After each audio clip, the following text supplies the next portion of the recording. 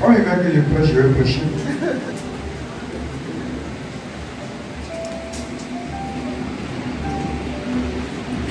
Alléluia, Luc 15.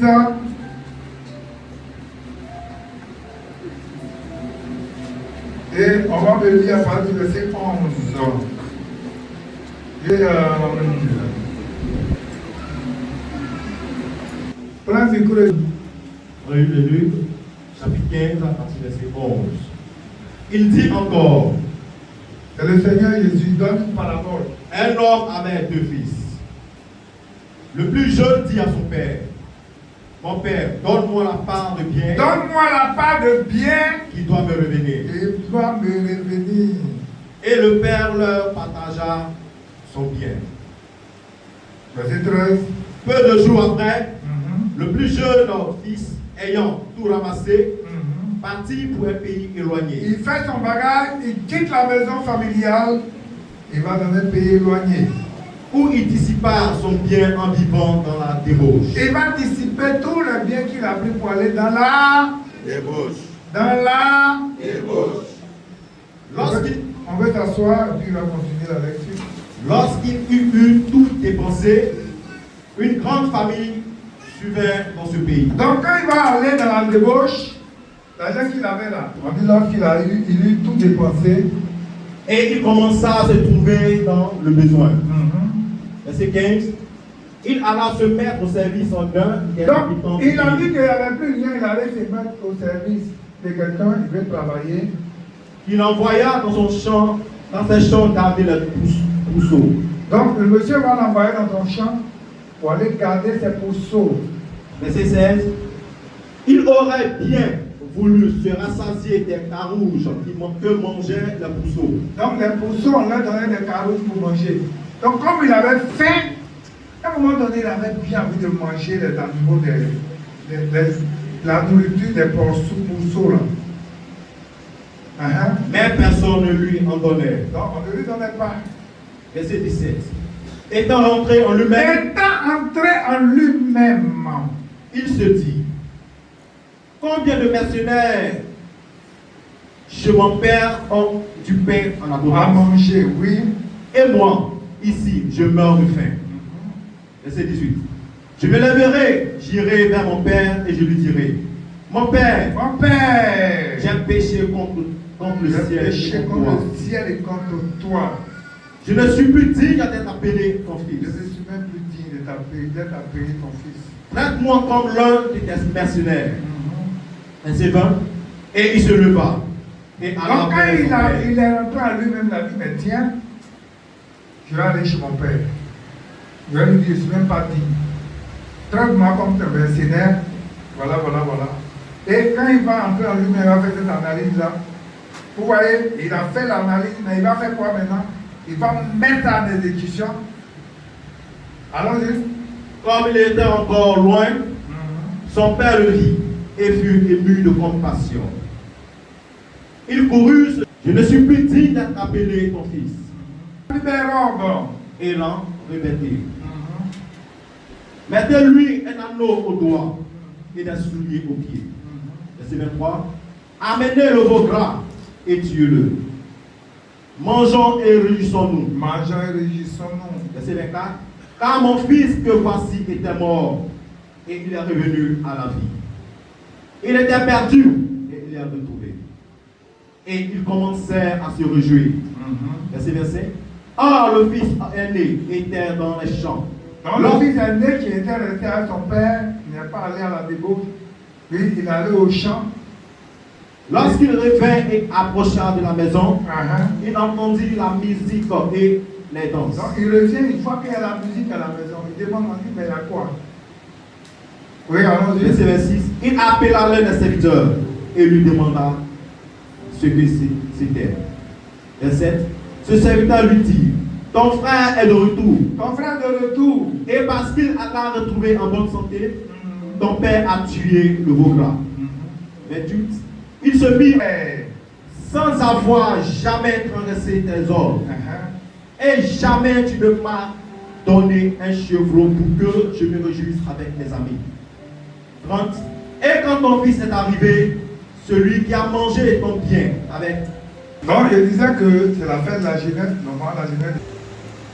Le thème que j'ai donné à la jeunesse, la vie de débauche mène à la ruine.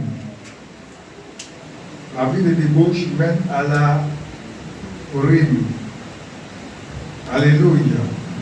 Et nous allons partager 4 vérités tirées de ce texte que nous venons de lire. D'abord, qui a écrit ce passage avec vous? La vie de débauche et ses conséquences. Mais la vie de débauche a des conséquences graves. Mais la vie de débauche et ses conséquences. Quand on parle de la vie de débauche, c'est une vie caractérisée par la corruption morale. On dit la corruption morale,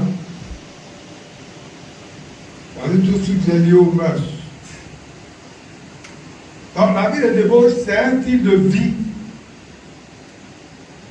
criblé de dettes. La vie de débauche est le mode de vie qui est caractérisé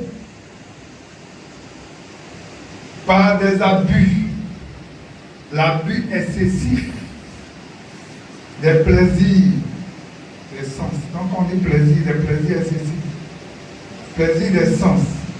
Donc l'abus excessif des plaisirs, des sens. On dit le plaisir là, le plaisir de table, c'est-à-dire manger. Vous voyez quand les gens ont l'argent, ils peuvent manger en désordre. Ils quittent ici, ils peuvent manger ceci, ils peuvent manger ça, ils quittent là, ils payent. Souvent même payent la nourriture, au moins un peu honnête. C'est tout ça la vie de débauche. La vie de débauche aussi, on parle d'amour. Quand on parle d'amour, l'amour de façon dépravée. Ça veut dire que cela paraît dans la dépravation. Quand on parle de dépravation, quand on voit là, vous voyez que c'est tout lié au mœurs. Quand on parle de libertinage, vous voyez la liberté est différente de libertinage. Vous voyez la liberté là, dans des restrictions. Je prends un exemple. On peut laisser un enfant jouer. Mais quand l'enfant est dans le quartier, il joue au quartier là, et l'enfant sait qu'à telle heure il doit rentrer, mais il avait étudié. Donc l'enfant a une certaine liberté, et puis il se limite à cette liberté. Mais quand l'enfant par exemple se lève, et puis il s'en va, il peut sortir, aller monter dans le bus, aller se promener, il a commencé ou bien, il s'en va, il se promène, il fait ce qu'il a envie de faire, ça là on tombe dans le libertinage. Donc la liberté là est différente du libertinage. Où on pense que tout est permis, on peut faire tout ce qu'on a envie de faire. Vous voyez, la Bible nous dit dans 1 Corinthiens 10, verset 23, tout est permis, mais tout n'est pas utile. Alléluia. Tout est permis, mais tout n'est pas utile. Donc, ça est lié à la vie de dépravation, de libertinage, de dérèglement. On voit tout ça. Quand les dissolutions, impureté, tout ça est lié à tout ça. C'est ça la vie de débauche. Donc il a dit plaisir de nourriture, plaisir de boisson. Quand on voit aujourd'hui les jeunes là, peut-être même ceux qui sont venus de l'église ce matin, ils ont vu peut-être des maquis où les gens sont, depuis hier ils étaient au maquis. Jusqu'à matin là, où les foyers sont encore là, là. C'est ça la vie de débauche. C'est vrai que nous, quand on parle de la vie de débauche, on va seulement lier au sexe, ou on parle tout ce qui est impureté. Mais c'est tout ça là, la vie de nourriture, plaisir excessif, de nourriture, de boisson, de sexe, de tout ça.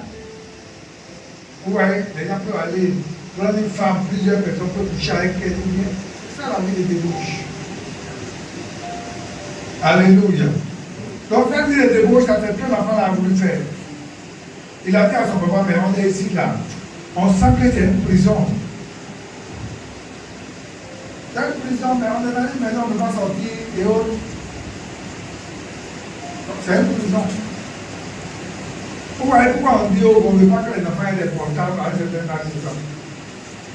On dit le portable là, ça t'ouvre sur le monde intérieur. international. Quand un enfant à la maison qui n'a pas de portable, il écoute des conseils de ses parents. S'il les met en pratique, il réussit. C'est pourquoi aujourd'hui, vous voyez que les églises ont plus de problèmes. Parce qu'aujourd'hui, les fidèles n'ont pas un seul pasteur. Ils ont plusieurs pasteurs qui leur prêchent sur les réseaux sociaux. Donc vous voyez que tu es dans une église que tu prêches, le message que tu viens de prêcher, quand il quitte là, il arrive à la maison, il va sur les réseaux sociaux, il y a quelqu'un d'autre qui vient prêcher le contraire. Donc, pour les chrétiens qui ne sont pas assis véritablement dans la foi, ils sont perturbés. Mais sinon, si un chrétien qui est normalement, tu as envie de mener une vie ordonnée et haute, tu écoutes ce que le message de ton pasteur dit. Parce que demain, même s'il y a un problème là, il dit à Dieu, c'est que ton serviteur m'a dit de faire que j'ai fait. Voilà, c'est pourquoi l'appel, on parle de l'amusement. Quand Dieu appelle, le sacerdoce là, c'est pas de l'amusement. Parce que c'est toute une responsabilité que le pasteur a. C'est pourquoi on avait dit que quand on disait dans la vie de Dieu, il veille sur nos âmes, parce que devant un rendre compte. Alléluia. Donc c'est très important. Donc, quand un enfant est dans une maison, quand l'enfant n'a que des conseils, écouter les conseils des parents, on dit va à l'école, tu viens à telle heure, il faut te laver, il faut étudier, il faut faire ça, il faut dormir à telle heure, par exemple, tu dois te lever à telle heure. Quand l'enfant est dans ça, là, il réussit. Mais dès l'instant où l'enfant, au lieu des enfants par exemple, l'enfant est avec portable, l'enfant ne dort pas. Il est dans la chambre de l'enfant, il va voir que même s'il a touché ton drap, il fait semblant, quand il entend bruit, il se couvre la tête, mais il est en bas avec le portable. C'est pourquoi tu vas voir tous les enfants d'aujourd'hui sont des vrais dieux. Parce que le portable, ça tombe des beaux dieux. Quand tout le temps tu es sur l'écran, l'écran est arrivé, l'écran est arrivé, l'écran est arrivé, tu es en train de détruire tes yeux. Vous voyez, avant, c'est des choses qu'on ne voyait pas. Avant, nos parents oubliaient qu'il y avait portable. Et que nos parents au village, c'est les petits portables là, ils ont ça, c'est pour juste appeler. Ce n'est pas les portables Android. Android là, ça donne des beaux yeux. Mais déjà, ça passe ça. Quand tu vois les gens, ils sont tous marchés dessus. Et aujourd'hui, les enfants ne peuvent rien faire dehors du portable. L'enfant va dormir là. Mais l'enfant, il dort jusqu'à portable, il dort avec. Tu vois même là, il se couche sur le portable. Et ce qui est dangereux, souvent quand le portable est déchargé, il branche et puis il joue avec branché comme ça. Il y a plein qui se brûlent, il y a plein qui se tuent avec ça. Donc, dans les connaissances, on parle le portable, il s'ouvre au monde extérieur. Et tout ce qu'on va faire là, vous voyez, quand l'enfant commence à avoir portable, il passe sur les sites, et puis il voit, il regarde porno et autres. Si tu as une fille qui est à la maison qui regarde ça, elle va vouloir sortir pour aller mettre en pratique ce qu'elle a vu. C'est pas quand on dit aux enfants, on ne veut pas qu'il y ait portable, on ne veut pas qu'il y ait portable de ça. Moi, ma fille qui est là, c'est nous les parents qui favorisent. C'est pourquoi moi je dis chez moi là, quand l'occasion à l'enfant de s'ouvrir avec chose, le monde, elle va voir beaucoup de choses. Aujourd'hui, tous les sites, elle va voir porno, ceci, cela, et puis les gens regardent. Mais d'ailleurs, ça va dire à des malédictions derrière tout ça. Pourquoi Noé a maudit ses enfants? Qui va me dire pourquoi? On va avoir des rapports avec une femme âgée. Ce n'est pas des malédictions que j'avais dit. Pour nous, là, ça donne malédiction. Quand ils voient les couples, même à la maison, pour avoir des rapports, ils vont regarder pour nous d'abord. C'est que vous ne vous aimez pas. C'est que vous ne vous aimez pas. Donc, la conséquence là, c'est que quand le gars il est parti là, on dit il s'est ruiné. Puis l'argent qu'il avait, quand il a pris les parties là-bas, il était beaucoup. Donc il changeait les femmes. Il faisait ceci. Il était dans les bars climatisés. Il faisait ça jusqu'à un moment donné. Il a vu que l'argent. En fait, l'argent, quand on n'a pas investi, quand ça est là, c'est pourquoi vous voyez tous les enfants qui sont fils à papa. Quand les parents meurent, si les enfants n'ont pas été formés dans une certaine rigueur, un matin, il dilapide tout ce que les parents ont laissé.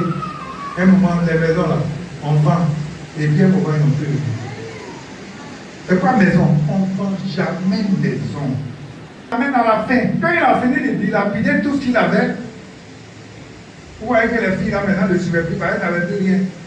Quand il arrivait au bar avant là, il dit qu'on servait tous ceux qui sont là-bas. À un moment donné, quand il arrive là, lui-même là, c'est sa boisson, seulement il paye. À un moment donné, maintenant, il ne peut plus payer. Quand quelqu'un d'autre paye, il vient s'asseoir pour négocier à boire aussi. Voilà la vie de débauche. Donc à un moment là, il n'avait plus rien. On dit quoi? Il était dans la faim. Il a dit, ah, il fait comment? Pourquoi vous voyez l'argent qu'on n'investit pas et qu'on dépense, ça finit? Il dit, mais je suis là-haut. Il n'a plus rien à manger, il fait comment? Donc il allait voir un monsieur qui avait corps. Il dit, bon, je vais travailler pour toi. Tu vas me payer. Non, il allait travailler.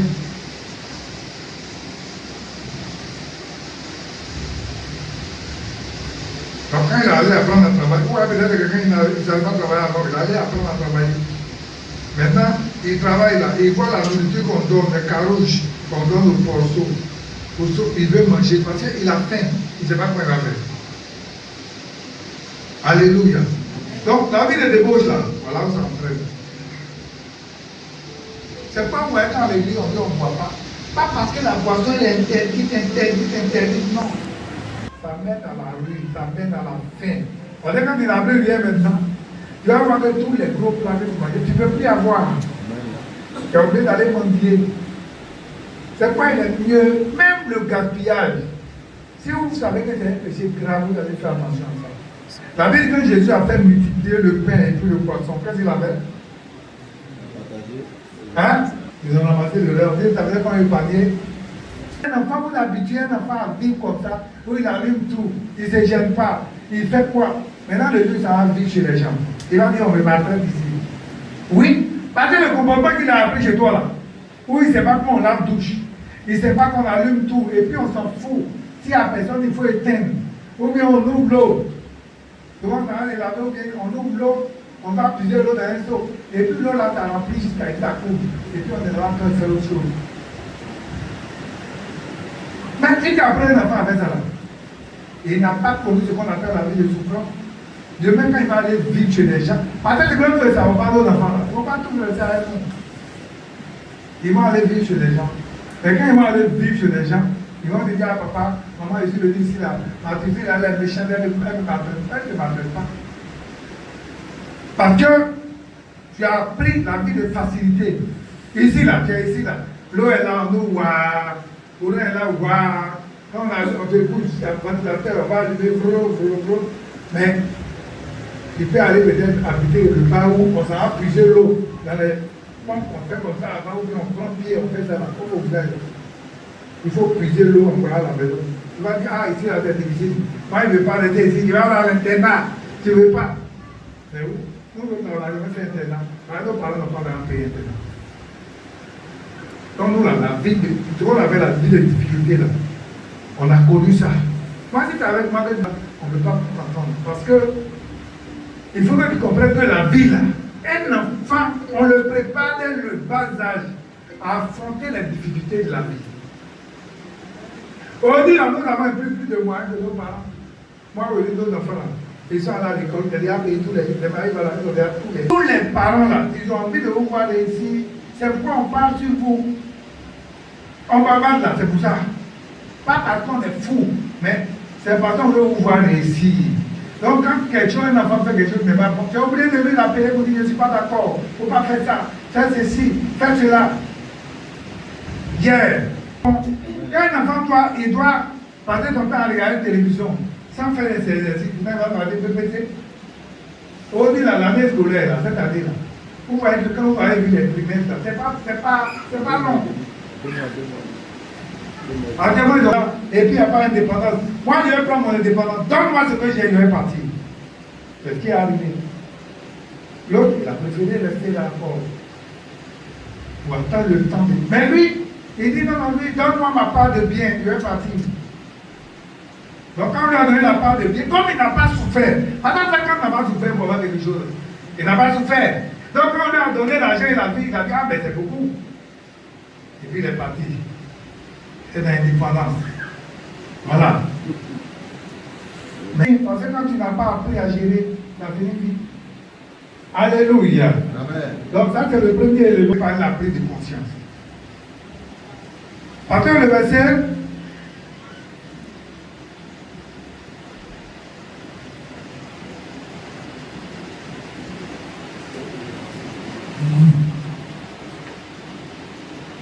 l'étant entré en lui-même. Étant entré en lui-même. Donc vous voyez que quand il est parti, à un moment donné, on dit qu'il n'a pas souffert. C'est ça aussi, quand quelqu'un n'est pas habitué à la souffrance. Dans la souffrance, nous autres là, nous on est habitués à faire la souffrance. Il est rentré en lui-même.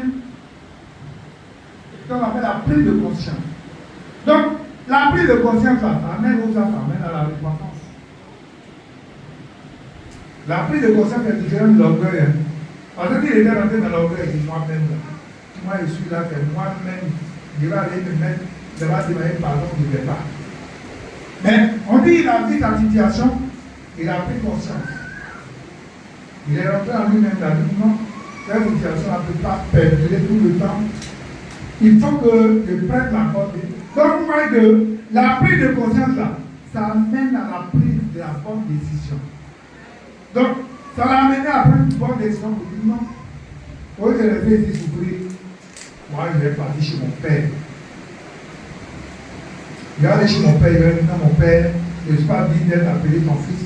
Voilà, j'ai péché, voilà. Naturellement, c'est les prières qu'on adresse à Dieu. Hein.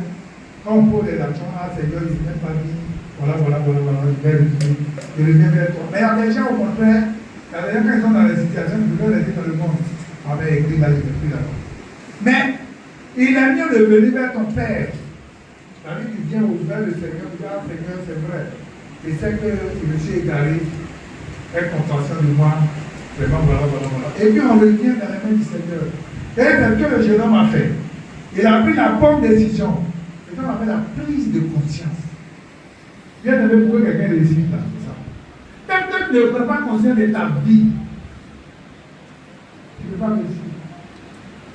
Quelqu'un peut dormir tout le temps, mais il faut qu'un jour, tu t'as fait épuiser, mais moi-même,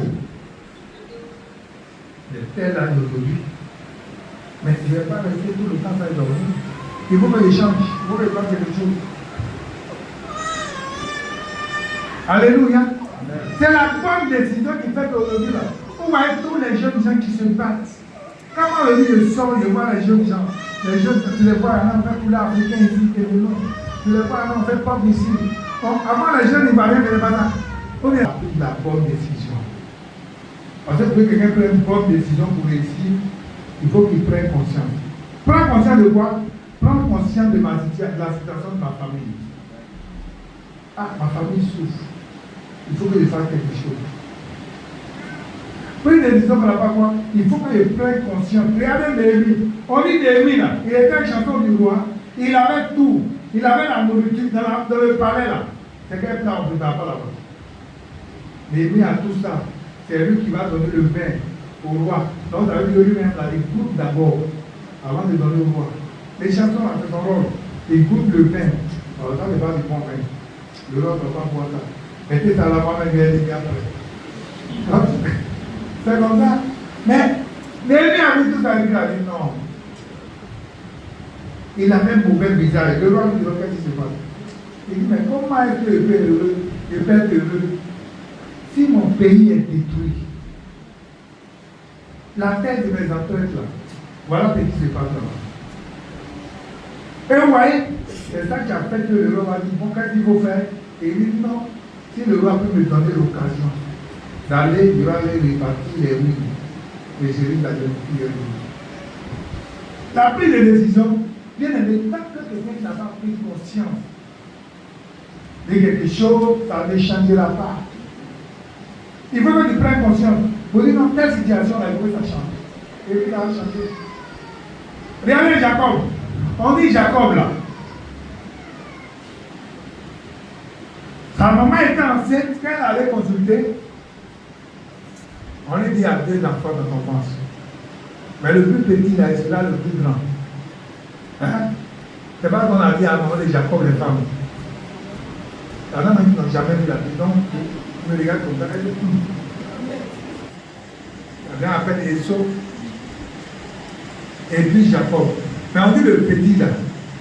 C'est-à-dire qu'il va être le chef de son grand frère. Bon, les femmes, on va dire quoi, jumeaux là, c'est celui qui sont premier qui est. Comme on dit cela, le chef, on n'a qu'à l'appeler voleur, on n'a qu'à l'appeler usurpateur, on n'a qu'à l'appeler trompeur.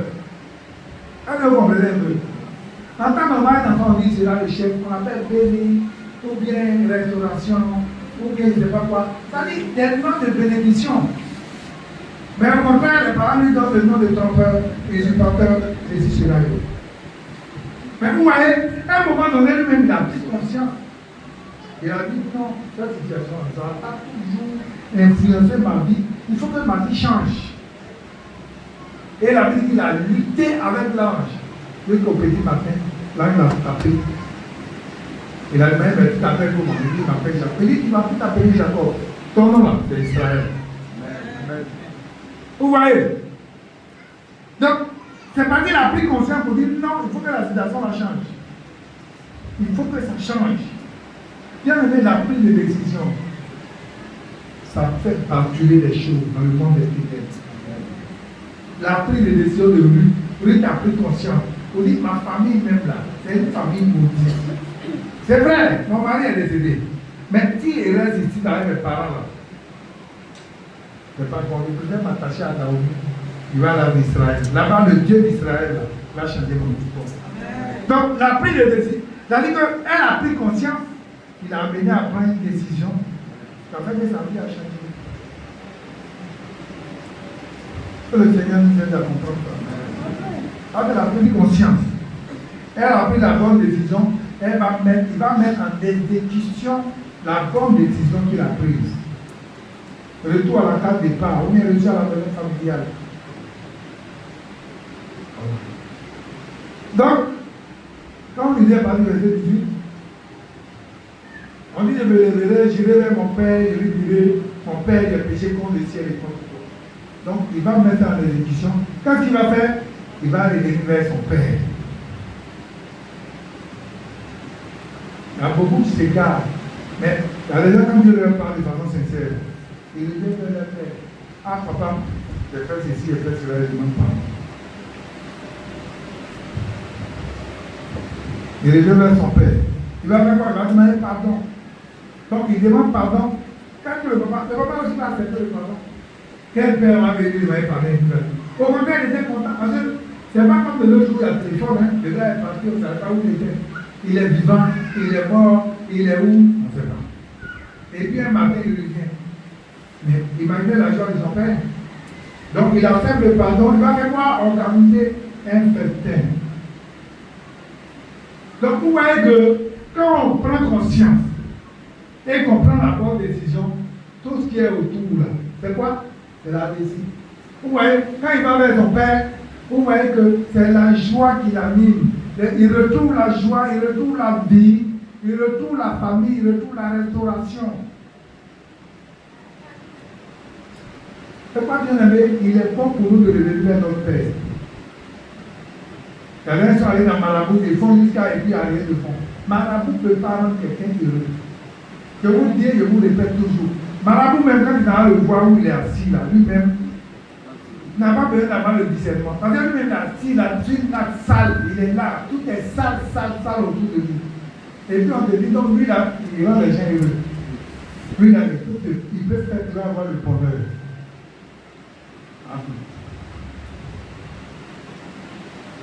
On sent que c'est du mensonge. Mais les gens croient à ça. On leur montre la voie du succès, ils ne veulent pas. L'enfant du Seigneur, vous voyez, le candidat que j'avais tout à l'heure, David dit qu'il a été jeune. Le psaume 37, verset 5. Il dit qu'il a été jeune et j'ai vieilli. Il n'a point vu le juste abandonné. Mais ta propriété, mon Dieu, mon frère.